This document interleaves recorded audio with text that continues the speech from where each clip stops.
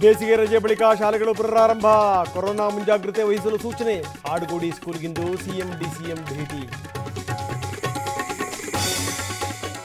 ಕೊಡಗು ಜಿಲ್ಲೆಯಾದ್ಯಂತ red alert. Anganwadi ಶಾಲಾ ಕಾಲೇಜುಗಳಿಗೆ ರಜೆ ಘೋಷಣೆ. ಉತ್ತರ ಕನ್ನಡದಲ್ಲೂ ಅಂಗನವಾಡಿಗಳಿಗೆ ರಜೆ.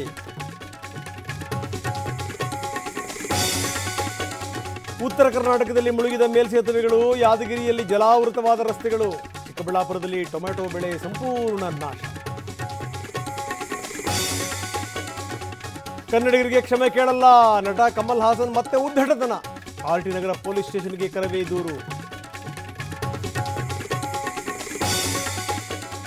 ದಯವಿಟ್ಟು ಬೇರೆ ಅರ್ಥ ಮಾಡ್ಕೋಬೇಡಿ. ಸರಿನಾ ತಪ್ಪ ನಿಮ್ಮ ಮನಸ್ಸನ್ನೇ ಕೇಳಿ. ಕಮಲ್ ಹೇಳಿಕೆ ಬಗ್ಗೆ ನಟ ಶಿವಣ್ಣ ಮೃದು ಧೋರಣೆ.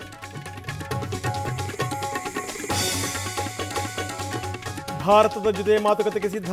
ಪಾಕ್ ಪ್ರಧಾನಿ ಶಾಬಾಜ್ ಪುನರುಚ್ಚಾರ.